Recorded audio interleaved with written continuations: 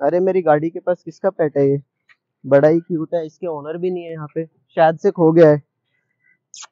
एक बार चेक करता हूँ, बड़ा ही क्यूट है। इसके गले में ये स्कैनर कोड लगा हुआ है, टू कॉन्टैक्ट माई ओनर। मैं चेक करके देखता हूँ, एक बार स्कैन करके देखता हूँ इस कोड को क्या है। अरे वाह, ये तो काफी अच्छी चीज है, ये कॉन्टैक्ट कर सकते हैं ओनर के लिए। हेलो जी, आपका डॉगी खो गया है? जी हाँ हाँ, मेरी गाड़ी के पास है, आप प्लीज आ जाइए, मैं लोकेशन शेयर कर रहा हूँ आपको। जी थैंक यू। ओलिवर,